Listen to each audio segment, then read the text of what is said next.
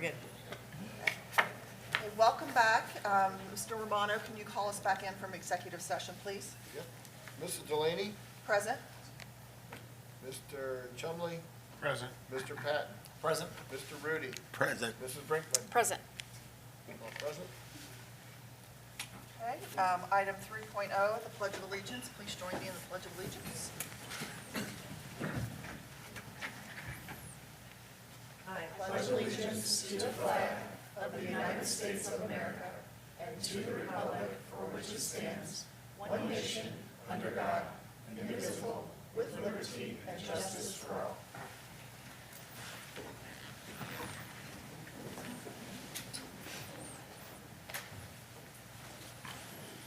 Item 4.0, we need a motion to adopt our agenda for this evening. Was there a motion? So moved. Mr. Rudy, and a second? Second? Mrs. Brinkman? Mr. Romano? Mr. Rudy? Yes. Mrs. Brinkman? Yes. Mrs. Delaney? Yes. Mr. Chumley? Yes. Mr. Patton? Yes. 5 yes. Thank you. Item 5, we have an update from the Union Township Administrator. Ms. Susan Ayers will be joining us this evening to provide an update.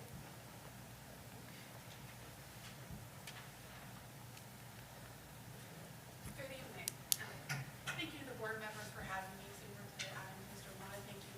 It's a pleasure to be here tonight to provide you a little update on what's going on in Union Township. And to say thank you for all the support that the school board has shown for the activities in the community.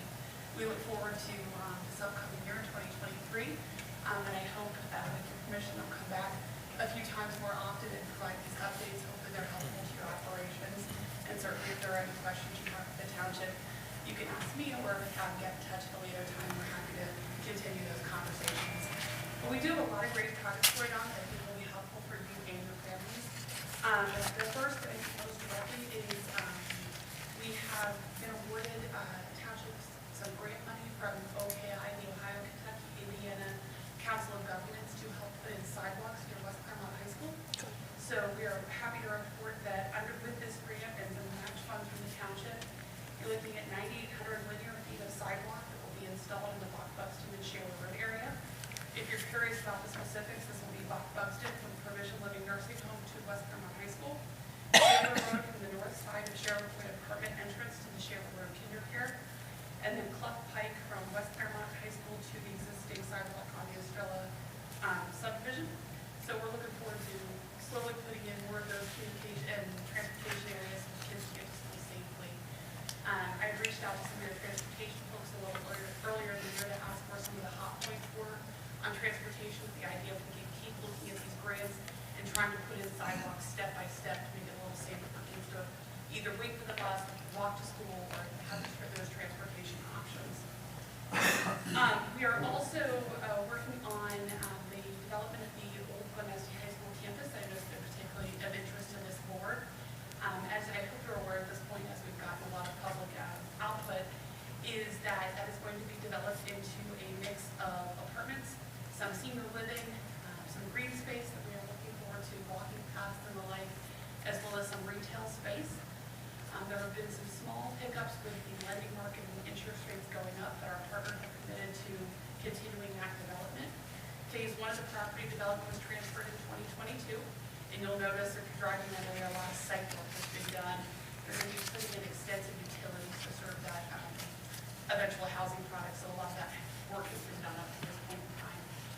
We're moving forward with Phase 2 sale of the property, anticipated to be completed in the first quarter of this year. So with those, the majority of the site will now be in the control of the appropriate development agencies. They are going to start doing the utility work with construction a little later this year on that housing project.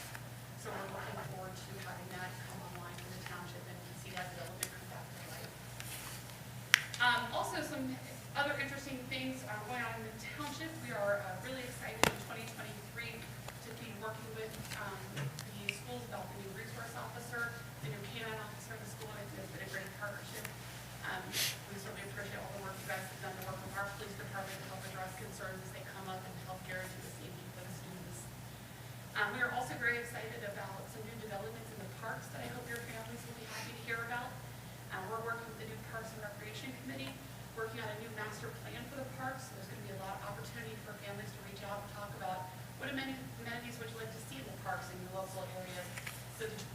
get a lot of use out of that. We've also received grant funding to put in new pickleball courts at Clermont. So this spring, we'll start to see breaking ground with 6 new pickleball courts at Clermont that we're excited about. We're also going to be putting in new playground equipment at Clermont, so hopefully families will enjoy that this summer. And that will also entail moving some of the current playground equipment from Clermont to Mount Carmel Park, so I think there's going to be some neat amenities moving around. We also are looking at completing dog runs for Clermont and Veterans Park, so if you want to take your canine friends and have them run around, there should be new fencing and a dog run going in 2023. And finally, near and dear to my heart, we're working on updating a lot of our township activities. So I hope you keep your eyes peeled for a calendar. We're going to be, instead of just doing concerts, we're going to be looking at family meeting nights in our parks, activities. I'm looking at a 3-on-3 basketball tournament for March. So if anybody wants to participate, shoot some hoops. We're going to be looking for teams here soon to celebrate March Madness here in Union Township.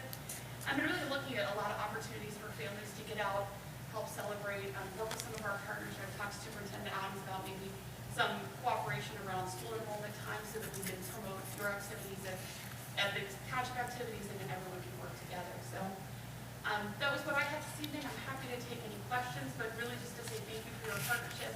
We're looking forward to everything that's been going on, and I'm happy to come a few more times in 2023 to provide updates as we can. So as far as the sidewalks that you're planning to put in around the high school, from the young man that I saw today walking from the high school, I'm assuming home, in the snow, in tennis shoes, in the snow in the muddy areas, thank you. We're really looking forward to that. You know, sidewalks can be really expensive, so we're going to piece together a budgeting project to help get a lot more connectivity. So I think starting in that area doing next is going to be great for everyone. They will appreciate that. There's a lot of parents that say, it's just a quarter mile you can walk, which is true. Everybody could do that, provided they were given the right avenue. Yes, we want you to do it safely. Safely and dry and not in 30-degree weather and snow. So, thank you. That's going to be much appreciated through that area. We're looking forward to it. Yeah. I'll have to tell their grandkids they walked up through snow to get to school. Uphill both ways. Right, both ways. Thing to say. Put a ramp here. Right. That's right. Times have changed a little bit. Thank you all for allowing me to be here. Thank you. Thanks for Thank coming, you. Susan. Okay. Item 6.0 is recognition. Recognition of school board members. Jeffrey. You might notice some things at your feet you can pull out.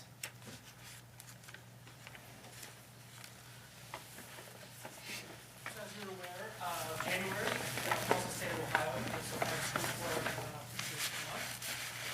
And while we very many candidates we feel appreciated all year long, we special effort here this month.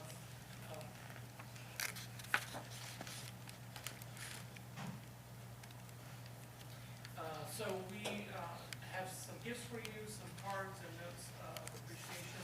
I'm told to be careful as you carry the bag, the handles of the bag are not as strong, and there's a heavier box in the bottom, so we don't want the bottom to fall out, literally.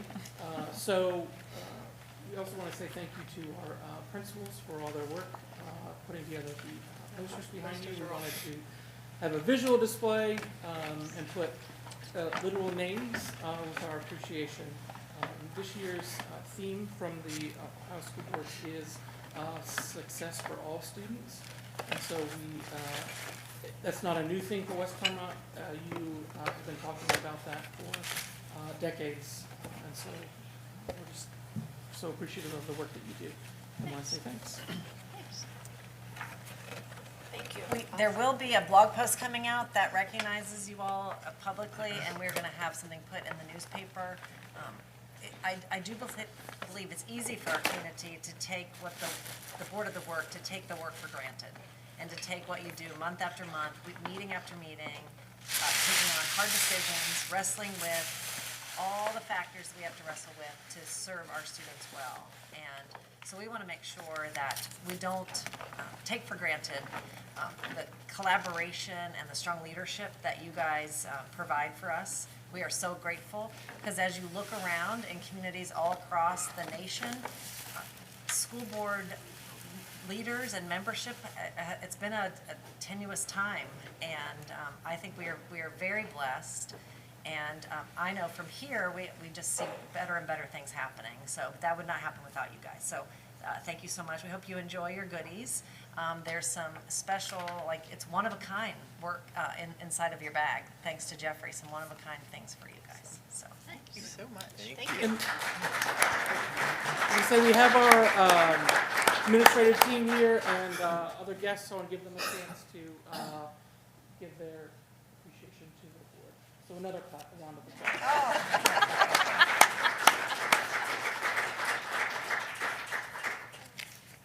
On to the next one. Sure. Have to officially say that. yes. Item 6.02. Hello, board. I'd like to bring up Greg Potabom, our high school principal.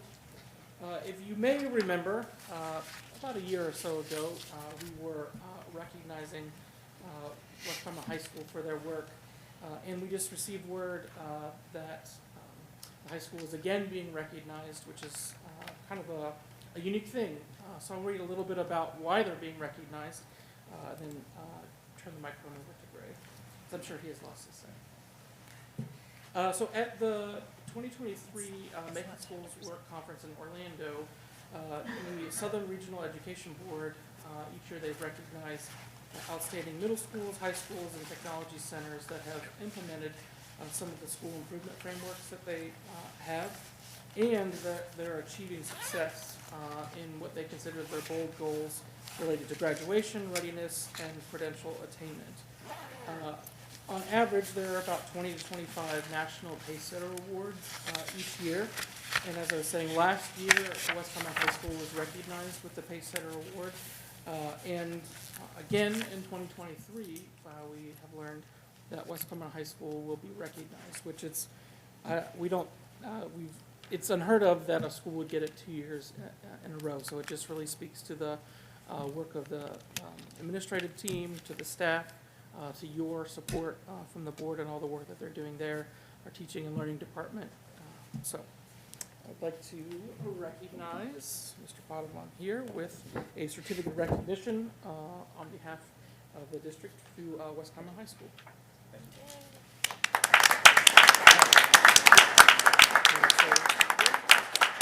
I'll be extremely brief with the Pacesetter Award.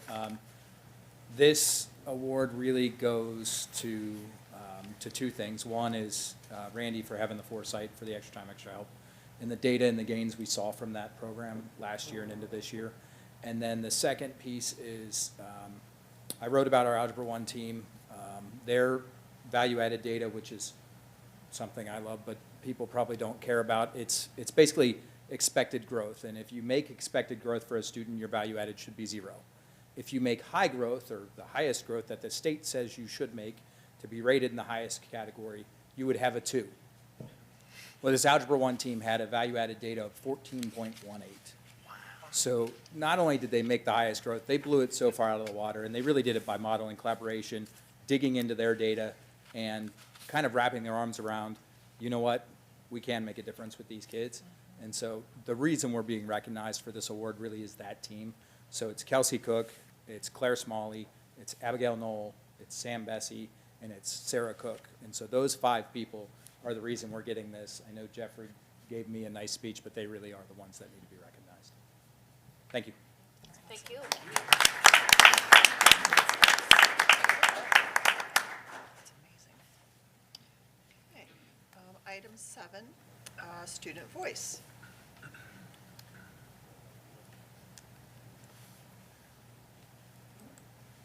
I thought for sure you'd bring your tiger with you tonight. No, not tonight. We left him at home. So thank you everyone for having us tonight. Tonight, along with our Dean of Students, Mr. Olson, we are thrilled to be able to present on behalf of Amelia Elementary School. This is a student voice presentation, so it wouldn't be complete without student voices. So we brought a couple of our 5th grade tigers along. So if you guys want to come on up. I know they're very excited and also a little bit nervous possibly to be doing this. They said this is a lot of people to talk in front of, but they have no problem talking in class. So we've seen that a couple times, right? But I'm going to go ahead and turn it over to them for their piece, and then we have a quick video montage to go along with everything. So. I love the spirit wear. It's so It's fun. nice. It's nice. Hi, my name is Maven, And I'm Reagan. and we are 5th grade students at Amelia. We want to tell you a little bit about our school by answering a few questions. How do we build relationships and reward students at Amelia? During recess, we build relationships with our classmates by playing basketball, football, kickball, or swinging, sliding, and playing tag. Students are rewarded with dojo points for good behavior, staying on task, being respectful, responsible, and safe. Dojo points can be traded in for desk pet, computer time, donuts with the principal, and more. How do we include all students at our school? At the beginning of the school year, all students participated in our annual walkathon.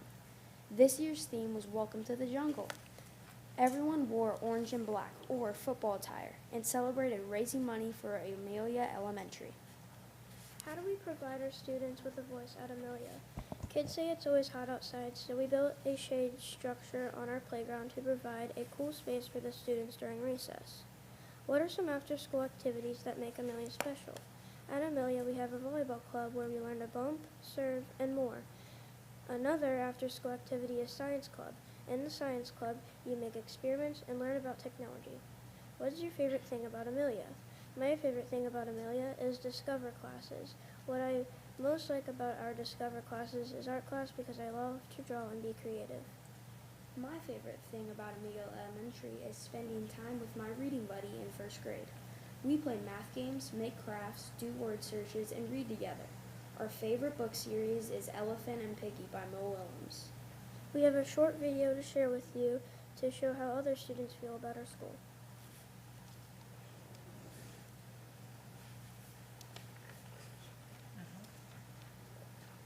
All right, I'm not sure who is going to hit play, but we have just a quick video. The play button's in the, yeah.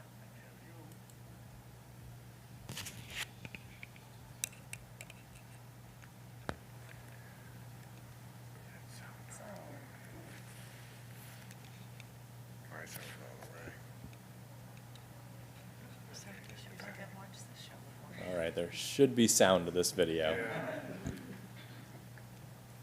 But I'm sure each kid is saying how much they absolutely love being in Amelia and how great all the teachers are. Mr. Short's their favorite. Yeah, yes. Mr. Olson does a wonderful job.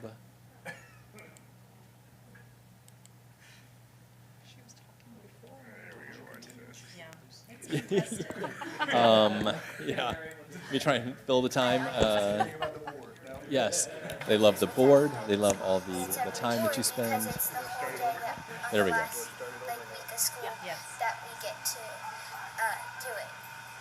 And another way.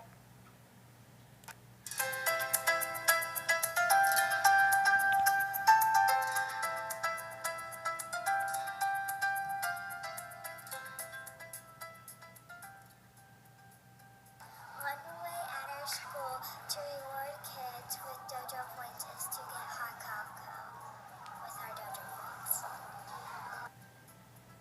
About my friends when they're sad and I help them. One way at Amelia Elementary that we reward and build relationships with other people is field day. Field day is something that we get to do and we get to build relationships because we're outside on the playground doing all activities with our friends. And it's a reward because it's the whole day that on the last week of school that we get to do it. And another way is class dojo. Class dojo, if you have 20, it's like money. If you have 20 points, then you can buy something from the teacher. If you have less than 20, you can't buy anything. If you have over 20, you might be able to buy something from the principal. It just depends on how many you have.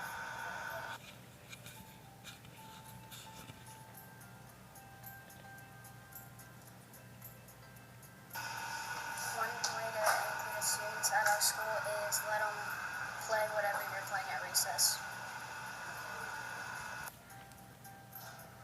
If somebody was alone, I would just walk up to them and say, do you want to be my friend? Do you need help? Do you want to be in my group? There's a lot of ways that we include people, like at recess when we're playing a game, then we see someone that's just sitting there. We ask them if they want to play, or if we like throw the ball to them if we're like playing. And in school, like when we're in class, we like when we're doing groups, we ask them if they want to be in our group, and they say yes or they say no. And we're okay with that. We try and include as much people as we can. At Amelia, if you want to play and you don't know who to play with, you sit on the buddy bench. Because if you sit on the buddy bench, then you get to, because some people will ask you to play with them.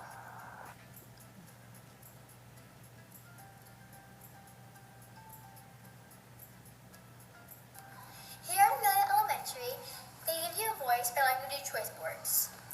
Choice boards are an activity that involves your choice of games. There are about 7 to 10 rows of fun activities to do. You can work with partners, and there's lots of activities including computer games and worksheets and games and many more. The teachers let you have a choice board because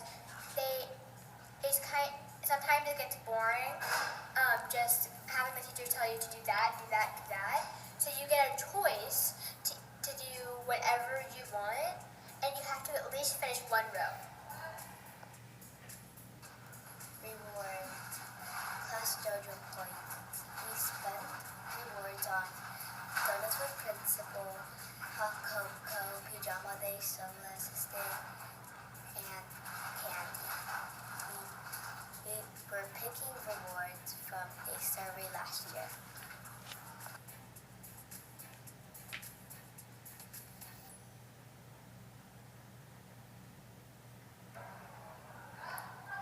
At my school, things that are special are the fundraiser and the holiday shop and the trunk or treat. One thing that makes Amelia special is lock-in, and in the lock-in you get to watch movies and do crafts. One of my favorite activities after school is the lock-in. The lock-in is where all your friends go down to the cafeteria, and then you meet up and they'll give you a snack. Then once all of the people are done eating, then you'll go out to the stations, and there's a dance party, a drawing, a movie, and there's the gym, and there's recess outside. And then I like the lock-in because it's fun and it keeps me entertained.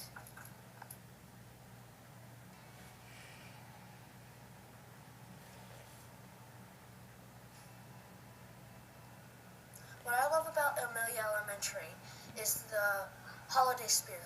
Like, Christmas is so crazy. You got all the assemblies, a high brass band comes, and you get to wear your PJs on the last day until Christmas break. Christmas break is usually around 18 to 19 days long, but it's the best because when you come back, you get greeted so well from the teachers. My favorite thing about Amelia is when I need help, the teachers come and help me, and it's really fun in Amelia. My favorite thing about my show is seeing the tiger. My favorite thing about Amelia is that everyone is so kind and respectful. and everyone treats people with respect. That is my favorite thing about Amelia. My favorite thing about Amelia is the monkey bars. I can swing on it with my friends, and I can do tricks.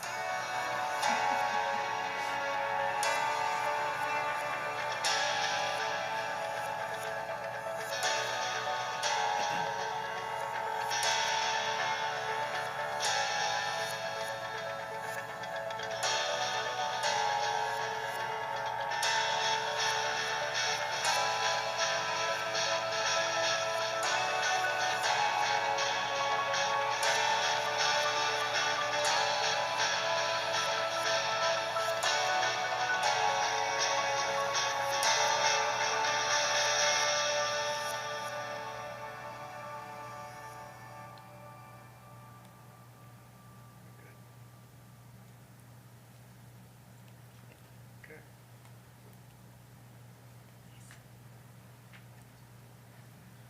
Well, Reagan and Maven, there's no more, I'm Oh, sorry. no. I was just going to Okay, say, yes. hopefully with the video and our students coming up, you guys can see what a special place Amelia is to a lot of people. And, you know, in the spirit of recognition and acknowledgement, we do want to thank the board and administration and our community for continued support that help Amelia be the special place it is for many, many people. So thank you. Thank you. Reagan and Maven, is there anything else that you would like to share with us, or ideas that you want to share? You're like, no, I don't want to say anything. We are so grateful that you came out tonight. I know that your parents brought you, so we want to thank you. Nothing ever goes well without a partnership between parents and students and the school working together. So we just appreciate you all so much, and you guys did a great job. Thank you. You did do a very good job. Phenomenal job. Thank you. Very good.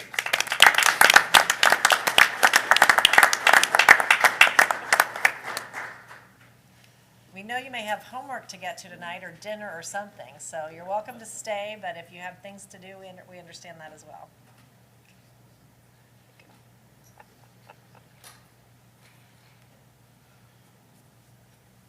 Okay, our next agenda topic is public commentary. Mr. Romano, do we have any cards this evening? I did not see any that were We back don't. there. Nope, all right. Okay. Thank you. Perfect. So we will move on to the next agenda topic is consent agenda.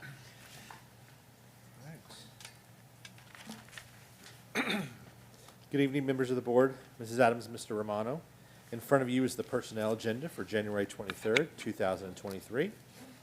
On the agenda today, we have the retirement notification of Lisa Evans. She has been with the district for 33 years, so we wish her well in her future endeavors. We also have the resignation of 3 teachers, 1 secretary, 1 campus coordinator, 1 custodian, and 2 paraprofessional aides. On this agenda, we also have the proposed hiring of 1 secretary, 1 campus coordinator, 3 paraprofessional aides, and 3 custodians. We have the proposed approval for supplemental contracts for home tutor, concert band directors, choir directors, teacher leader, athletic contest worker, middle school football coach.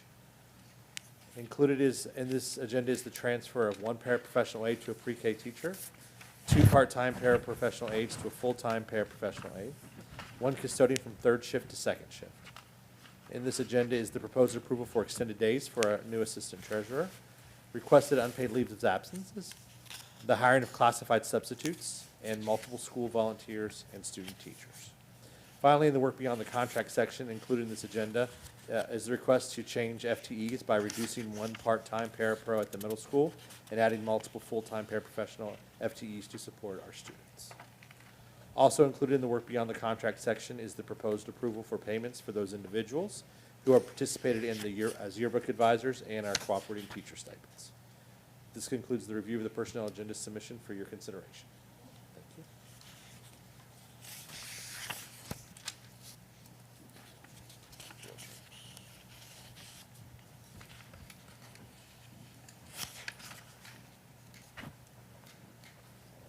Good evening.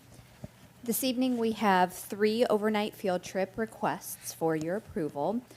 The first 2 of those overnight field trips are for our West Clermont High School students who are part of the HOSA, which is essentially like future healthcare workers of Ohio. to attend two conferences. One is the state level competition that takes place in Columbus, Ohio. And the second field trip is to participate in the international competition and conference, which will take place later in the summer in June in Dallas, Texas. Those field trips are part of that program is part of the Great Oaks, and so Great Oaks will be helping to pay the costs of the trip, as well as helping to take care of transportation costs for students. The third field trip request is for students at Withamsville Tabasco Elementary School for their 5th grade students to attend an overnight camp at Camp Campbell Guard. It is a trip that they've taken for many years in the past, and students pay for the cost of that trip. There are also fundraising opportunities for students who may need, and scholarship opportunities for students who may need those, both supplied by the camp, as well as the PTO works with students and families who may need support for that. Want me to move on to preschool as well? Okay. Also for your approval tonight is a requested increase in the tuition for preschool. As shared with you previously, this is the first time that I can find record of that we've requested an increase in tuition for preschool. And, it's been the same amount again since I could find record of that from at least the 15-16 school year. There just are increasing program costs. Supplies were required by the state of Ohio to supply students with a snack each day. As everyone knows, the cost, those costs have really risen, and we're kind of at a place where we need to increase tuition. This tuition brings us in line with what Milford charges for preschool tuition for their students, and if you are comparing costs to private preschools in the area, it still is very economical and reasonable. We have a waiting list for students every year, and we expect that will remain the same even with the tuition increase. Thank you. Second reading of policy. Good evening. Tonight we bring forward 2 internal revisions and 2 policies for the second reading and recommendation for approval as part of our consent agenda. The 2 revisions are for 8640, transportation for field and other district-sponsored trips, and 9215, trademark logo and other identifying marks. And then we do have 2 new policies for that second reading as well: tuition-free attendance for children of non-residents, and procurement and use of overdose reversal drugs in emergency situations.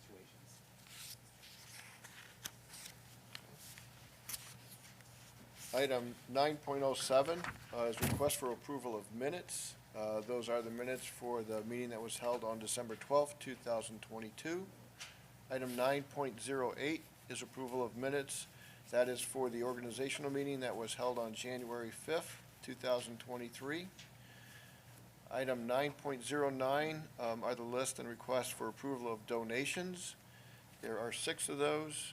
First is Clough Pike Baptist Church donated 145 $10 Starbucks gift cards. Item 2, Knights of Columbus donated 24 winter coats to Amelia Elementary for students in need. Third, Kathy Sewall donated winter hats to Amelia Elementary for students in need. Number 4, there was an anonymous donor who donated 24 used art stools with backs to West Clermont High School. Item 5 is the First Baptist Church of Glen Estee donated 160 tubs of sanitizer wipes for each classroom at West Clermont High School. Item 6 was another anonymous donation. That was $150 to the Resource Coordinator Fund for Children in Need. Item 909 is the request for those donations. Item 9.10 are requests for contracts to be approved. There is one listed, and that is the contract for Gallup Workforce Survey. Item 9.11 is request for approval of purpose and budget statements for this school year, 22-23. There are 3 of those being requested.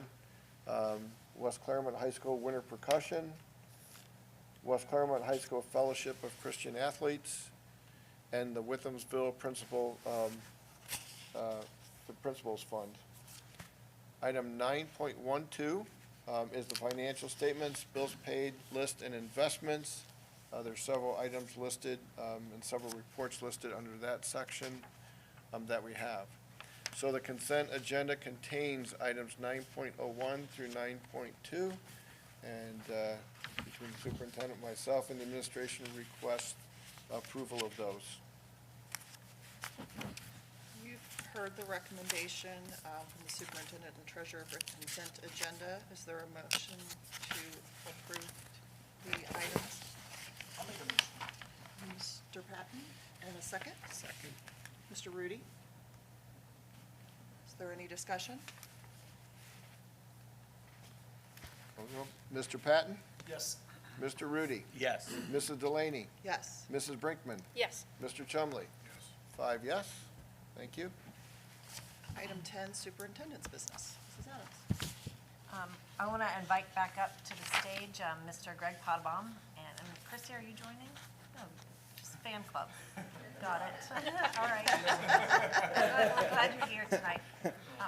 Greg has been working with the team to respond to the information that he's learning this year, looking at how are the students performing, what is the attitude and the needs of the students and the staff, and what moves could he make as he continues to lead West Clermont into the future that will continue to bring out the very best in our wonderful staff and our students so that they can be successful and learn the skills and the attitudes and habitudes and habits of mind that they need to take into their walk across that stage into whatever pathway they choose. So there is no vote or call to action tonight from the board, but we want to make sure we're keeping you up to date because we see West Clermont High School is really the flagship program.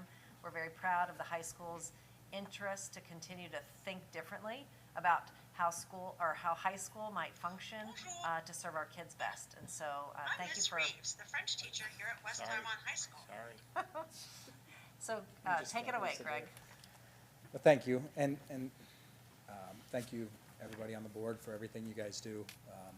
I don't think school boards get enough appreciation because it's a labor of love, and you guys are taking time away from your family. We really appreciate everything you're doing.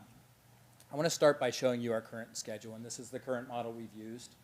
And we kind of started tinkering with this. We started looking at this back in October, and one thing that really hit us was when we look at this schedule and we look at our model, our kids spend 45 minutes out of this day walking from class to class. And I feel like that time might be used better elsewhere. And so when you think about that amount of time plus PAC, which I don't think we've fully encapsulated what that could be, I think that that's always been kind of a spot where we could get better. If we could take that time and recapture it, what could we do with our school and what could we do differently? So this is what we looked at.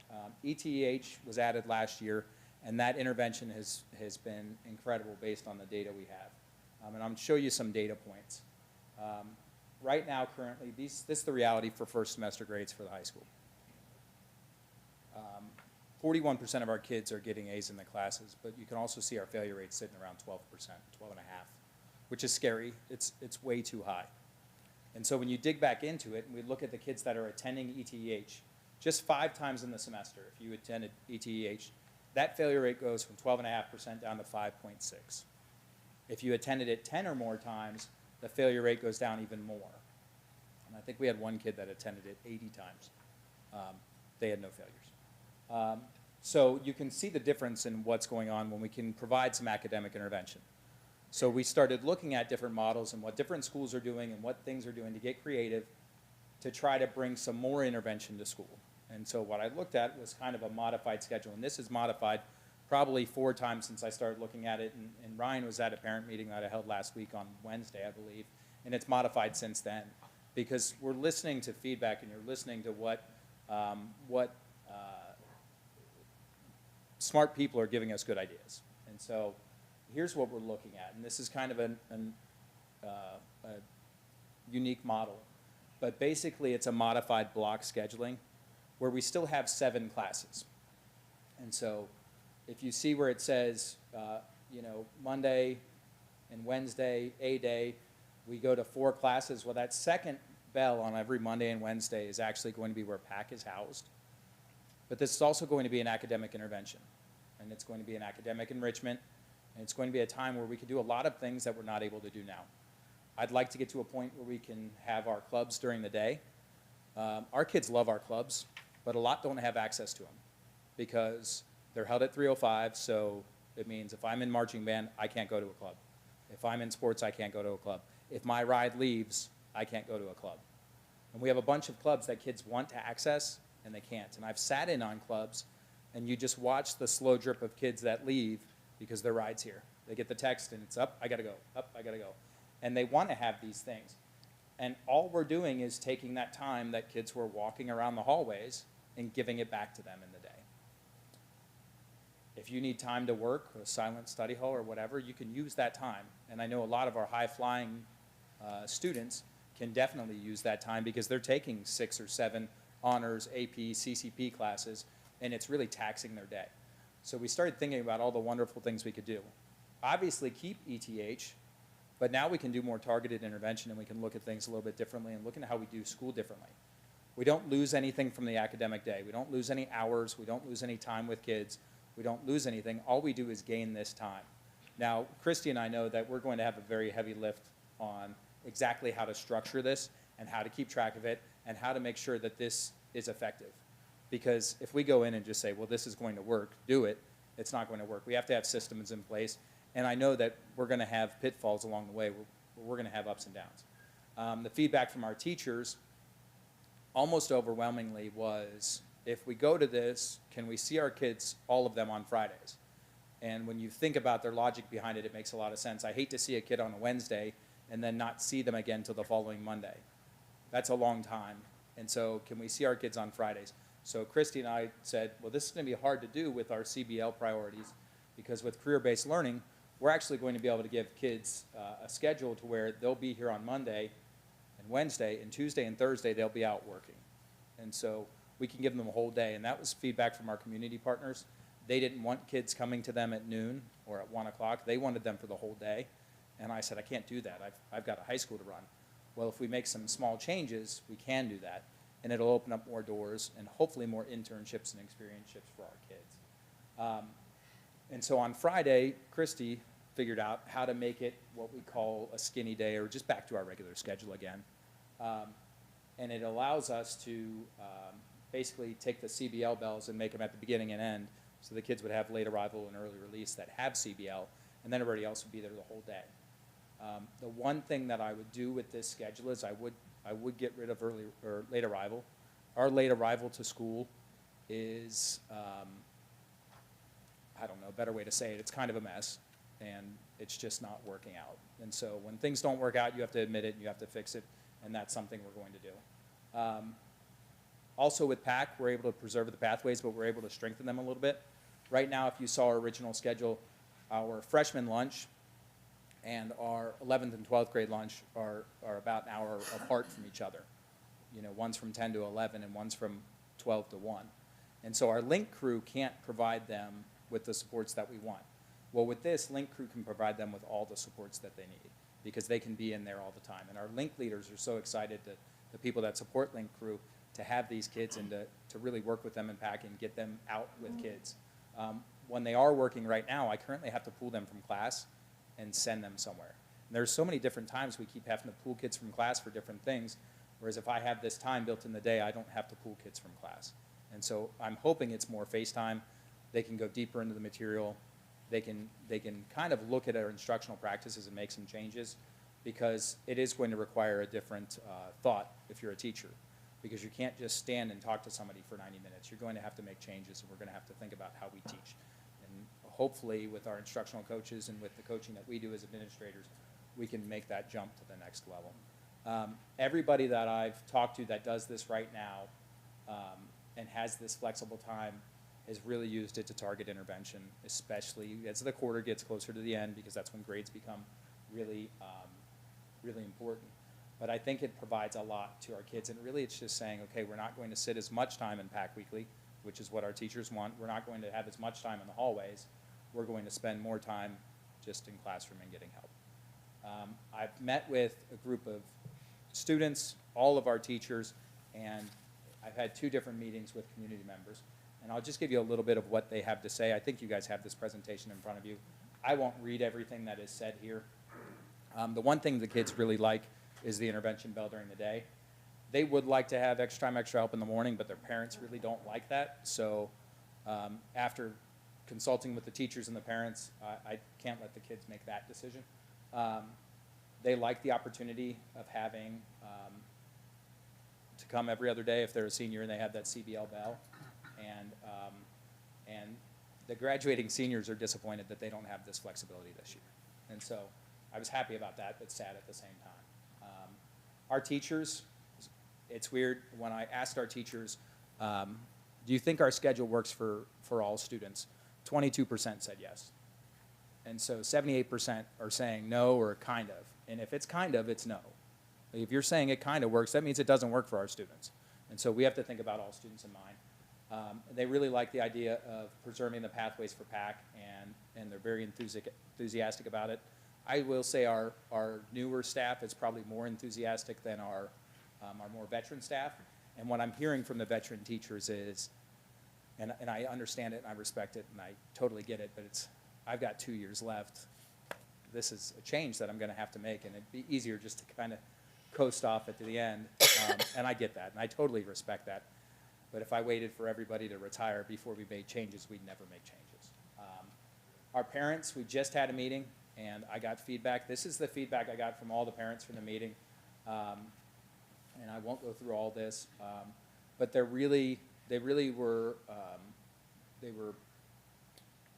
like the idea. They really do believe that that time has to be structured, that PAC and intervention time has to be structured. And so that really is something that we have to do well, because if not, it's not going to work. But we like the flexibility this offers us. We like the different things it offers us. I'm hoping that by doing this, I can get some of our UC Clermont kids back, because it's more like a college schedule where they're every other day. And so I'm hoping to get some of those kids back on our campus and have them sitting back in front of our teachers. I think that would be a big positive for us if they could do that. And so this is everything that we've said so far. But I can't see, based on our extra time, extra help data, how an extra 2 hours of intervention during the school week couldn't help us. We couldn't benefit from it. And so that's kind of where we're at, where we're thinking. I tried to be as respectful of time as possible, and I know I went through that quickly. So if you have any questions, I'd love to answer them. I was just going to make a comment that we've heard that we don't do a very good job of transitioning students from 5th grade to middle school, 8th grade to high school, and this is right in alignment with that comment to prepare them for college, Correct, if that's the correct. direction they're going. And if there's a time to fail in that process, do it in high school when you've got all of these people monitoring you, helping you through to get you used to that schedule, you know? Before you lose a semester or a year in college that parents have had to pay for. So this is a good idea. Yeah, and so when we started talking to other schools that have done this, Milford jumped to this during the COVID year. They said it just kind of takes the school day and calms it down. Like, it doesn't feel like such a rat race. Because, you know, a kid walks in, first bell, I go to math, and then 45 minutes later, I got to pack up my stuff, and I got to rush off to English. And then 45 minutes later, I got to pick up my stuff, I got to pack up, and I got to go to art class, and I got to pick up and go to band, and I got to go to history. And I go to lunch, and then I go to biology, and then I'm back off to another class, and I finish my day, and I'm gone. I think this just kind of slows things down and maybe gives us a little bit of a saner pace to the day, and that's the hope. It probably allows the teachers to get further into depth of the subject that Yep. they're trying to teach. Yep. That they're not having to make sure that they get everything in before the bell rings, but they've got that extended time to actually. And I'm hoping that having that time that they can enrich our relationships with students as well, because it's not such a race to cover things, Yep. that we can get that connection. And from what I see and what I've seen from our most successful teachers, it's relationships first and it's content second. Yep. And that's where their success is coming from. And so if we can get that piece and get better at it, I think we raise as a whole. All right. I really like the Friday, the idea of the teachers wanting to see all the students, Yeah. because it's just another way to like, you know, are there questions? You know, you don't necessarily have to be teaching a whole new Correct. unit that day as much as, does anybody have questions that we haven't already answered? And it's just a, you know, I'm here, ask the question, get through the weekend, and start anew. It's amazing that 45 minutes is lost just, Well, it's a good test day. yeah. I Yeah. mean, Or a quiz or something Yeah. short Yeah. or whatever, Yeah. yeah. But I think what we have to do as a team, and I know, I've worked with Megan a lot and her team, is we really have to wrap our hands around, or our arms around our staff and make sure that they're ready and they're ready for this change, because it is a big change. It's a big change having kids for twice as much time. But they're resilient. We have a very strong staff at the high school, and I have no doubt that they'll be ultra successful when we get to this. Mr. Allen, has Yeah. this information went out email-wise? I know that we had the meeting, obviously, and I showed up to that. Has this proposal went out? It has not yet. Okay. Correct. Yeah, 'cause It hasn't gone out to everybody yet. You know, I think just seeing it, there has to be more of an explanation around it. Sure. And I know for me, I'm a visual person, and so I appreciated the meeting that you had, and you did a great job on that. And so the question that Natasha and I have always discussed too is getting people to come to these meetings, and so. Correct. Yeah, I had 105 parents show up, and then you saw about 40 were there. So, but I did get some emails and said, you know, hey, I'm sorry I can't make it. But, yeah, I'd love to get more people there, more people involved. So at some point, would something go out? It's going to have to, yep. Just tell them what direction Correct, you're looking. correct, Okay. correct. Yeah, it has to. There's no way I could not tell parents. Yeah. is there any consideration to Mondays not being a popular day at school, weekend stretches? I think I'm just gonna stay home today. We have that problem already. Well, that's what I'm saying. What happens when that same child or children miss Monday and it's English and math? They've actually missed a Monday and a Tuesday worth of content. Yep. And they're doing it now. Yeah, And now when they're doing it, they're missing 7 classes as opposed to 3. yep, Because on a Monday, it would only be 3 classes. yep. And But so.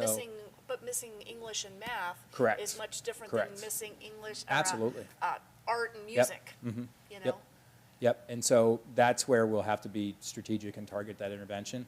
And we have to do what we're doing now, which is really, really, Darren Stevens, our assistant principal, has done an amazing job with truancy and with tracking down kids. When we started the year, we had 72 kids in the high school that were not showing up, and we didn't know where they were. That number's down to 0. And so we're having our attendance intervention meetings, and I think for the first time since pre-COVID, we actually are, you know, asking the courts to help out and file truancy to try to get kids back to school. And so, you know, in that sense, we'd partner with the parents, we'd reach out, and we'd try to get the kids to get there. Yeah. Good. I have another Sure. question / comment. I know that there's probably students who are against the block scheduling, and it's because, you know, they say that they're not going to see their friends as often or whatever. Is there some way that, like, we can take, like, the graduating seniors that are, you know, upset that they're not going to get to take advantage of this? It's like, you know, do you get some of those leaders and say, you know, yeah, this is great because of, like, you know, a freshman's not going to look at it the same way a senior does, Exactly, and just, you know, kind of, exactly. help them get on board and understand that we're not doing this to make your social life Well, a nightmare. I found that's all in the way it's presented. I had a couple kids, after I presented to the staff, of course, my staff went out and talked. And if I had a few that maybe weren't in favor of it, I'd talk to kids, and some kids stopped me in the hallway, and I talked to them, and I kind of explained what I explained to you. And once I explained it, all their fears kind of just melted away. And so I think even the kids are rational enough to think about it, especially I was worried that like our high-flying kids would be nervous about this, and they love it. They love the idea of having time in the day that they can get back to themselves, because they say all the time, I need more time. And so they love the idea, and they like the idea of kind of going towards that college schedule and that every other day and seeing what that's like. You know? And my hope is that if we can dig deeper into things in the classroom, we don't need to say, go home and do hours of homework. Right. We can calm things down. Mine does 2 hours of But, homework. What do you mean? but the 2 hours might be on English and not Correct. 5 subjects Correct. because they have classes. Correct. Yeah. Yeah, and then they're focused on just those, yeah. Yeah. And so that's the goal. So, yeah, I will get in front of all the students, as I'll have class meetings, and I'll talk to them all and explain to them all what's going on. And I'll do the same thing where I'll field questions from them. I might have to do it for a while. Good. All right, Awesome. thank you, guys. I Thank appreciate you. it. Thank you. Up next, we have Mrs. Lawson. She's going to share the high school program of studies that we need the board to approve.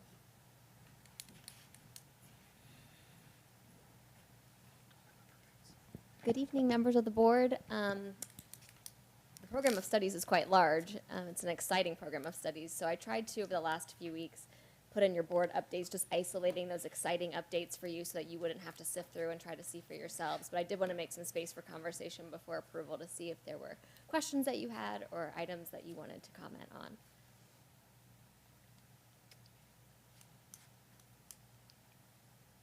Well, many of our changes connect beautifully with our Portrait of a Graduate, hands-on learning opportunities, career-based learning opportunities, preparing students for their unique and exciting futures. And we will isolate and go into more depth on some of those in our WC Your Future presentation at a future meeting. But without further ado, the superintendent recommends that the board approve the program of studies as listed.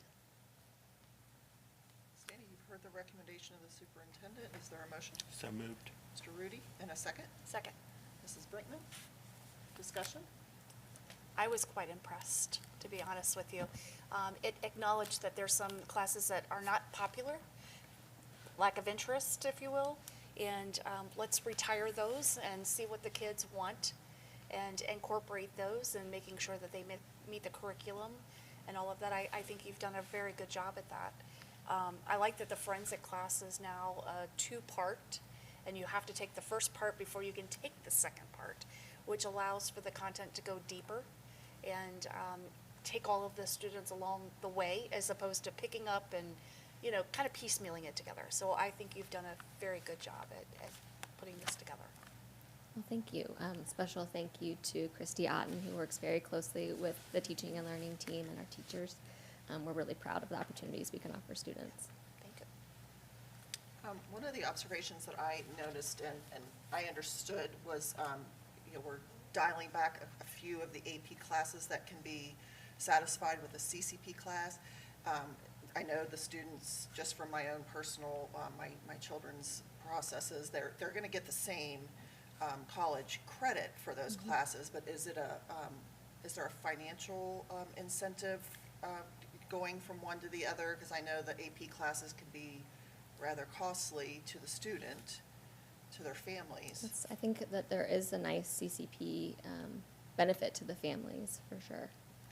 And I appreciated the acknowledgement there about ensuring that they still, on both sides, would have had that opportunity, but trying to be thoughtful about which one made the most sense for our students. Yeah, it gets them in the class, to stay in the classroom too, that they can take that college course under our roof versus, if they don't want to venture into that full post-secondary arena yet, so. What is the impact on us from a financial aspect, offering the AP class versus the CCP? Do we know that? To a dollar amount, I don't. We can get that to you. Just looking at our overall budget, what, is it a neutral or is there a savings there? Yeah, I would have to dig into it a little bit deeper to be able to speak with authority and and confidence. Okay, thanks. Any other discussion? Questions, Ms. Lawson? Mr. Rudy? Yes. Mrs. Brinkman? Yes. Mr. Chumley? Yes. Mr. Patton? Yes. Mrs. Delaney? Yes. 5 yes. Thank you. Thank you. Thank you. Thank you. Up next, we have Mrs. Preston. She's going to share our key performance indicators. When we started the school year as a district leadership team, we settled on some key metrics that we thought were really important to put all of our energies into, related to attendance, behavior, student engagement, and academic performance. And so this is our kind of mid-year moment where a lot of the assessment tools that we have been employed and give us a good indication of where we are, what programs are working well, where we really need to pour in and kind of kick into overdrive as we move into second semester. And Ellie's going to just bring you up to speed on all of those key metrics. Good evening again. So feel free along the way if there are things that you have questions about. I mean, obviously this is not the most informal setting here, but I would hate to keep going on if there's a question that you have about something as I'm moving forward. Pardon me.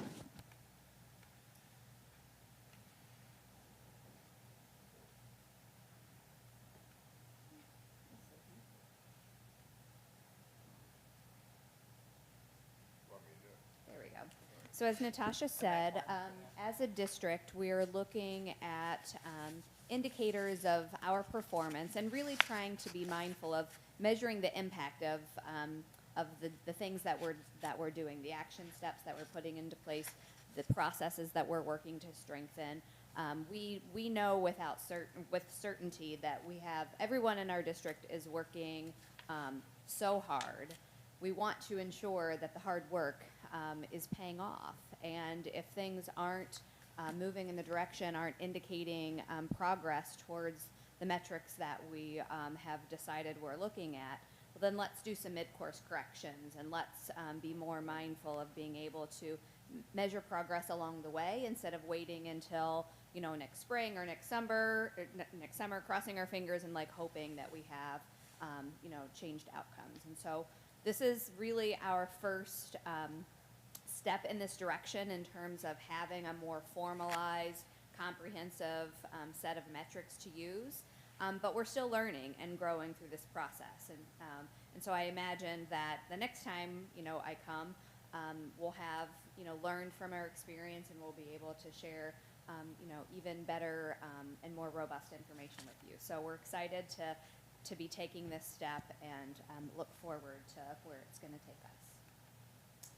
So as we look at student engagement data, right now we are looking at two measures that help us determine the level of engagement that students have with school. Excuse me. The first measure that we're looking at is a tool that we partner with Battelle for Kids on. It's called the Student Experience 21. And that survey is designed to help us measure students' hope for the future, their sense of belonging with school, their levels of engagement, and the extent to which they have participated in 21st century learning experiences. And so as you think of our portrait of a graduate and the durable skills that we're wanting to establish, that's kind of what is wrapped up in 21st century learning. This year, not every single one of our students has taken this survey. We've been rolling this out, kind of learning from this over the last year. So this year, and our data includes right now all middle school students, about 116 elementary students, and 347 high school students. So we'll continue to grow that set, but just so you know, that's the population that participated in this. And so this is where you need your magnifying glass to take a look at this. But essentially what this is telling us is that the mean score for students really in each of the categories, and this is on a scale from 1 to 5, with 5 being the highest, 1 being the lowest, that really it's about a 3.8 for students across all of the categories. And so clearly we'd love to have 5s for all students as it relates to each of these areas, but currently for our sample population we're around a 3.8. When you take a little deeper dive into the areas that we saw relative strength and then as an opportunity for growth, the area that students reported the highest score was connected to a statement that where they were reporting, I have a good friend in this class. 66% of our students reported that in this class, I have a good friend. The statement to which we have the greatest opportunity for growth was, I've received praise from this teacher for doing my best work. Only 31% of students reported that. And the way this survey works, just kind of like for your information, this is the reporting, the reports available at the district level are really aggregates of an entire building or an entire district. We're not trying, this isn't like a witch hunt trying to gather information about like a rate my teacher or something like that. It's really meant to just help us understand how students are reporting in relation to those categories. At the teacher level, they will have access to how students are reporting related to each individual question. And so it won't say like Ellie Preston said that, this, but it will say of all the students who took this in your first bell class or in your fourth bell class, these were the overall percentages of how students, what they reported.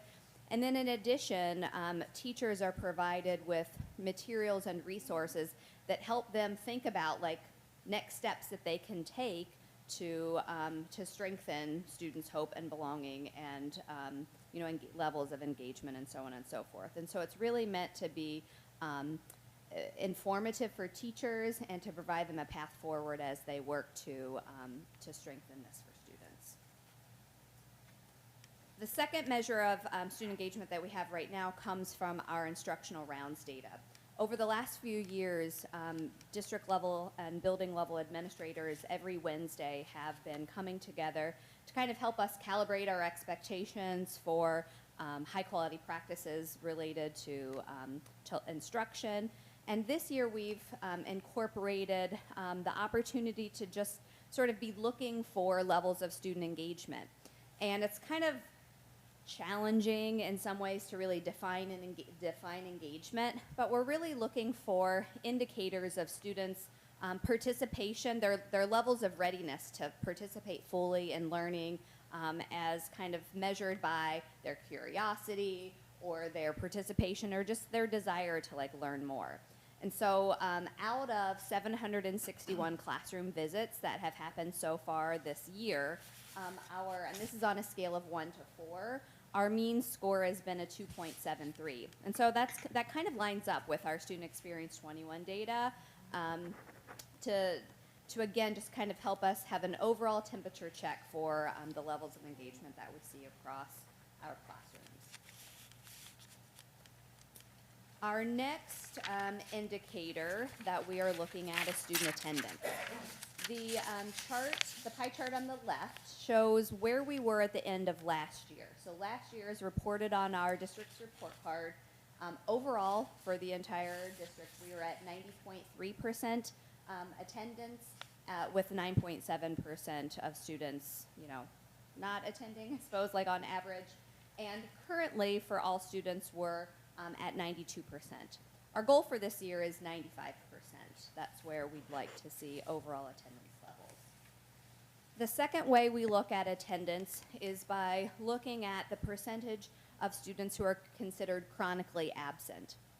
Chronic absence is defined by any student who is absent 10% or more in a school day. And so if you think of, 168 student days, 16.8 days absent over the course of the year would be defined as, and it's broken down by hours, so it's a little bit more nuanced than that, but on average 10% or more.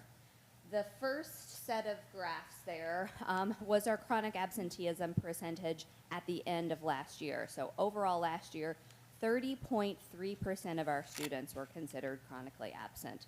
So 30% had missed 10% or more of school. So if you think about all the challenges that we know we have in helping support students reaching the outcomes we desire, when 30% or more of them are not at school 90% or more of the time, it makes it that much harder. And so right now, and this was as of last Friday, our chronic absenteeism is at 27.1%. And so Greg alluded to Darren Stevens, the work that he's been doing at the high school. Eric Duell has really been leading our district efforts to support attendance intervention. And we've been partnering with outside agencies. We've At each building, we have administrators or others who are helping to support this work. We're leveraging our resource coordinators to really try to get under the hood and understand more about why students are having challenges coming to school and working to help provide some wraparound services that sort of run the gamut to help students get to school and to provide whatever supports and resources are necessary to do that.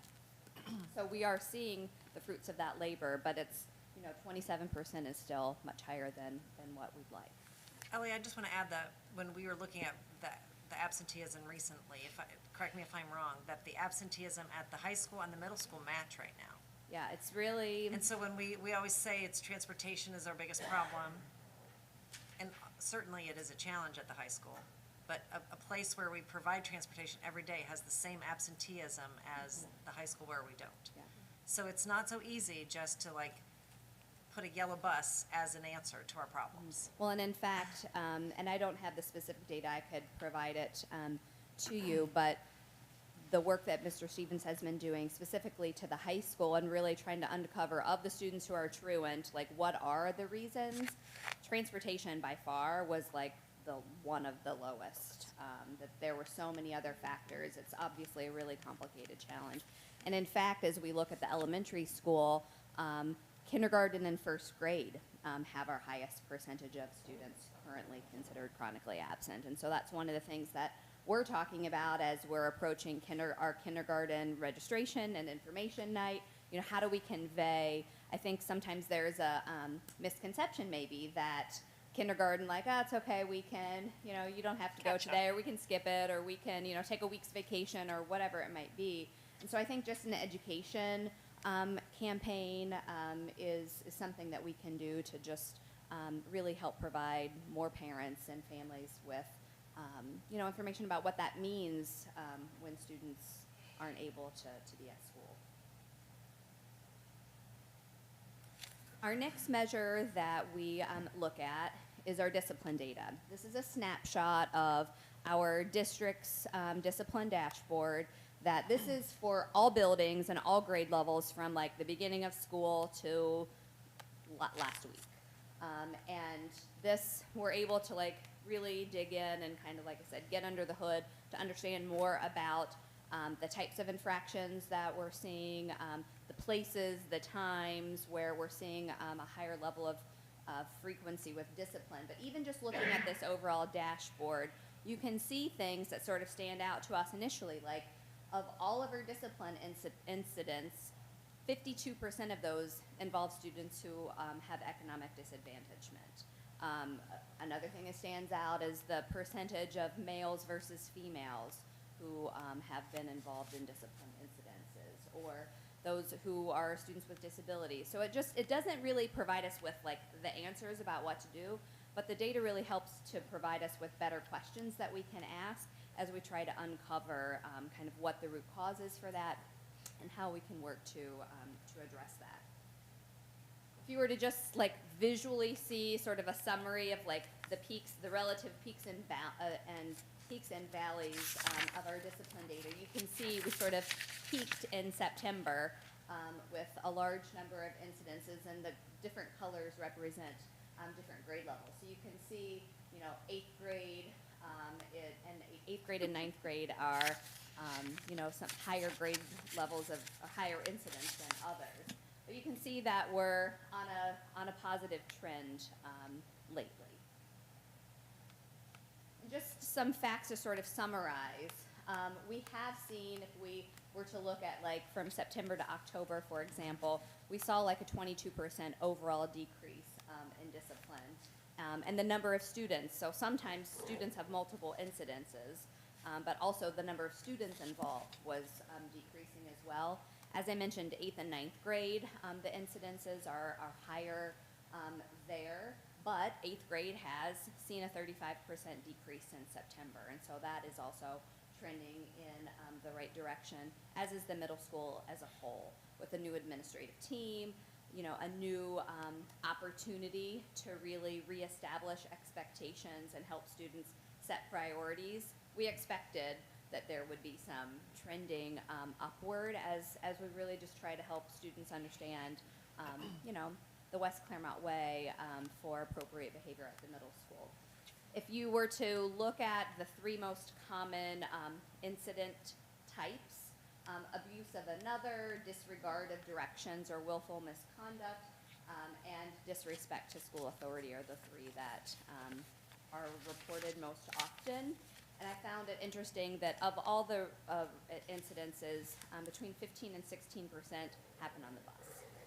And so, and those numbers really at the elementary school are even higher. Over 20% of the incidences at the elementary school are on the bus. Well, Nellie, I'll just point out that it's unusual for us to see elementary, early K-1, 2 kinds of behavior reports that look similar to upper grades, middle school kinds of scores. Like we're seeing an uptick in our youngest kids. It's pretty typical to see it in middle school and early high school, like that's usual, but we're seeing those numbers go up. And it's usually big differences, and the differences are much smaller now. So now we shift to some of our academic data measures. Clearly there's a connection between how often the student is attending school, how successfully they're engaging in school, and the outcomes that we're seeing. And so we recognize very much the interconnected nature of those. So as it relates to academics, literacy generally and early literacy is really important foundation for students. So this particular data just represents all K-5 literacy data as we look from fall to winter. And so in the fall, across all of our grade levels at the elementary, like 56% of students were at or above benchmark. And in the winter, like 58.7 or almost 59% were at benchmark. So that's actually trending in the right direction, which is good. But our biggest challenge right now that we're really doing, every single one of our elementary schools is pouring a lot of time and effort into first grade. We know that first grade, the measures change, and so the expectations for students changes. We're really looking to build fluent readers by the end of first grade, and so that winter benchmark really begins to measure that, and so it's not unusual. We've seen in the past students falling off, like students who were at benchmark in the fall, not being at benchmark in the winter, and so we're really studying what we can do to address this. And so right now, for first grade at the winter benchmark, only 47, close to 48% of our students were at or above benchmark in first grade. And so that's something that, like I said, we're really putting a lot of our effort and time into. One of the things that we've been doing this year is learning a process for quality improvement by which we can kind of generate a lot of momentum around a common challenge or a common goal that we're working towards, and be able to study lots of different things that are happening as a way of really quickly determining something like an intervention that we'd like to scale up, or one that we would like to abandon, or one we'd like to modify. And so it's really this first grade literacy challenge that across the district, each of our buildings is using. We're learning through the use of the quality improvement process more information about first grade. As a district, our next academic measure that we really are looking at is then third grade literacy. But what this represents, new to elementary this year, we're using a new diagnostic tool called iReady. And last year, our middle school piloted the use of this tool, and at the elementary, beginning in second grade, and actually now the high school is using it for English language arts. I believe through 10th grade they're using it. So this data represents of all students who've taken the iReady assessment from fall to winter, 2nd through 10th grade, the growth that we've seen. And again, this is the first time that we've used this assessment at the elementary and the first time at the high school. And so what you see here, the top row is like fall reading, fall math, and then winter reading and winter math. And what those bars represent, The green represents students who are sort of the middle or at grade level. The yellow is, represents students who may be around one grade level below. And then the red, 2 or more grade levels below. And so what you've seen is from fall to winter, an increase in the percentage of students who are considered on grade level, a 10% increase, and a 10% decrease in the students who are 2 or more grade levels below. And so that gives us a lot of positive momentum that what we're doing is working. But ultimately, what we're wanting to see is a translation of this and a correlation of this to overall proficiency on the Ohio State test. It's one thing to show growth within, this particular measure, but we want to see the transfer of that to our state assessments. So what you see here is a graph that you can kind of see like the grayed out part along the bottom, that 50th percentile. That is what iReady considers typical growth for the entire school year. And so you see that our high school is not represented here because at the time their testing window hadn't closed yet, so that's why you don't see West Clermont High School up there. But what you'll see is like the dot that represents each of our schools. At the middle of the year, the winter benchmark, they had already all exceeded their end of year growth expectations. And what we're also wanting to see is more schools in that top right quadrant, which means they're high performing and high growth. It's great for us to be high growth, but we ultimately want both things. And so this just kind of shows you like in a scatter plot kind of way where each of our schools falls in relation to that. So third grade, as I said, is our next measure, and we're looking at third grade ELA. This was from the fall assessment. So in October, when third grade students took the fall state tests, 37.48% of those students were already proficient in October. Last year at this time, we had 33% of students were proficient in the fall. So we've seen almost, over a 4% increase in the percent of students proficient in the fall. So that is another indicator that students are coming into third grade more ready than where they had previously been the year before. When we look at those, as I was saying, we're interested in the correlation between iReady growth and state projected proficiency and ultimately proficiency or above on the state assessment. And so what this shows is for, again, third grade, fifth grade, and eighth grade are kind of our benchmark data points that we're looking at for both ELA and math. This is information from iReady, which shows us if students meet their typical growth projections based on all of the studies that iReady, all of the correlation studies that they've done from all the thousands and thousands of users who've taken iReady across the state of Ohio in the past. This is based off of those studies. If a student meets their typical growth projection versus their stretch growth projection, what the percentage, the percent projected to be proficient or above. So for example, third grade ELA, if students meet their typical growth projection, which I showed you, our students had already met their typical growth projection at the middle of the year. If they meet their stretch growth projection, they're projecting at least 65% or more to be proficient on the state assessment.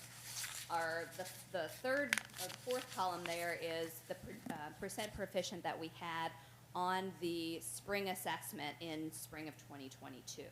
And so right now you can see that for third grade ELA and math, eighth grade ELA and math, students are, if this plays out as we would expect it to, that those grade levels and content areas would be exceeding their last year's OST scores.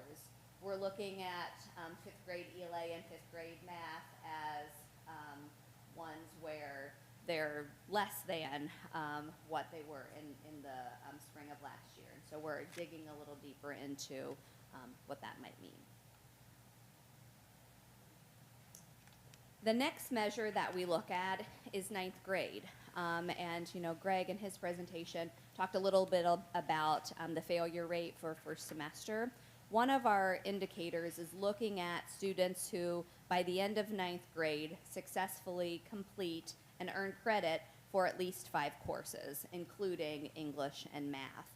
And so right now, with us just having completed the first semester, we're looking at students who are on track to have earned, by the end of ninth grade, those 5 credits, including ELA and math. And so right now, of our current freshmen, 87% of students are on track to successfully earn those 5 credits, which, again, our goal would be 100% of students.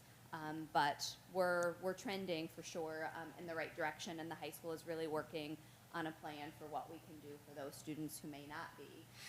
Of students who began their freshman year with no high school credit, so current freshmen who did not take algebra or foreign language in 8th grade, 82.6% of those students are currently on track to earn those 5 credits. So there is a difference, clearly, between those who successfully completed 1 or more high school credits in 8th grade. And so we very much are interested in continuing to increase those percentages of students. But I'm happy to see that the gap, to be honest, I expected that gap to be much wider potentially than it was. So I was pleasantly surprised to see that. The other thing I'll just note about this that I don't have a slide for, but given the desire to have more students completing high school credit in middle school, 8th grade algebra is something that nationwide is considered, because it's sort of like a gatekeeper course for upper level math courses. And of our students who take algebra at the middle school, they're very successful in the course. They perform very well in the state assessment and are able to successfully participate in geometry the next year. We are currently at the high school, about 24% of students before they leave 8th grade have successfully completed algebra, whether we have some students who take that in 7th grade, and then the vast majority of those students take that in 8th grade. We're very much interested in continuing to increase those numbers because we believe that's the best chance for success for many of our students, and it's obviously an opportunity for them to be able to take some of our most advanced math courses or have opportunities their junior and senior year to have additional CBL experiences or to participate in internships to really be able to maximize their experiences. And so that's something that we're really working on, being able to increase our numbers. So the other measures, and we're still working on this. This is a lot of where some of our work in progress is. But for operational excellence, right now, and I'm not going to pretend like I'm going to say anything about the 5-year forecast. So I'd gladly turn it over to you. Right, exactly. But the 5-year forecast and our ability to meet those projections to operate within budget, clearly that's a really significant component of our operational excellence within the building. The fact that we're spending in the bottom 6% of districts is something that's very much connected to that. And we're working on some other measures. There are lots of things that right now we have data for. So for example, within technology, we're able to have data on usage data related to particular platforms that we may use, whether they're academic in nature or how many tickets, computer tickets, are closed within a certain amount of time. We have transportation data, there are other measures. And we'll be seeking your guidance to help us kind of decide which of those things that matter most to us right now that we really think are our strongest indicators of our operational excellence. So to be continued, and for sure we're going to be seeking your input and guidance related to that. High performance culture and team, that is another measure. Right now we've done 2 rounds of focus group data has happened to date. One was virtual, another was face-to-face. That was both with our certified and classified staff members. In February, it was actually a contract that you approved earlier with the K-12 workforce survey. That's a survey that all staff members will be taking in February, and then there'll be a follow-up with each of our buildings, with building principals, so that they can better understand the data specific to their buildings, and it's really helped us. It's really designed to help us measure the overall health of the climate and culture within our district. And then we have more focus groups that are coming in February that will be specific to each of our buildings. So again, once we've had an opportunity to kind of gather some more of that data, we'll have a better indication of kind of the measures that we really want to use as those temperature check indicators for health of our system. Right now, and I'm not sure if you've seen these or not, but this just represents kind of those first 2 rounds of surveys. This one is with our certified staff, the next one is with our classified staff, and it was really, this really reflects their answer to one question: how likely is it that you would recommend West Clermont to a friend or a colleague? The Q12 that we're going to be giving it's actually 12 questions, but they're very actionable in nature. And so someone's response to the question could really then be something that building principals or others could take and then be able to have some next steps they can take in a way that really just gives them more direction for the areas in which that are relative strengths and weaknesses. So this was our certified staff, and then this was our classified staff, again, in relation to that question. And then our last category is related to partnerships.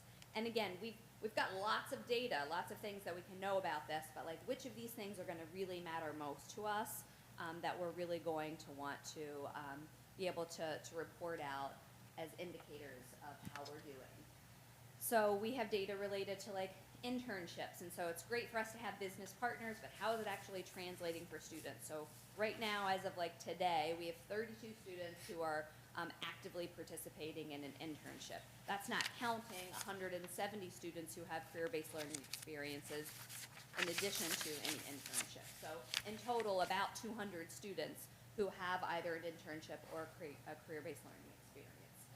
We're interested in how many partners and how many educators we have in Community Share, which is a platform that kind of helps to bridge connections between teachers who are looking to engage with partners around providing real-world experiences for students, and partners who are interested in pouring into our students and trying to find those matchmaking opportunities. So right now we have about 58 partners who are fully profiled. They've completed everything, and they're looking for that match, and 57 educators. Most of that work has been happening through our student-centered learning ecosystem cohort that we've been building. And then we have, the BAC, CAC, Whole Child Network, the WCEF, our District Safety Committee, kind of groups like that, that we are actively engaging with partners around the work of the district. So again, we've got to really continue to fine-tune what we really want to use here. But these are just some highlights of things that we feel like are kind of in that direction and approaching what we want to be measuring.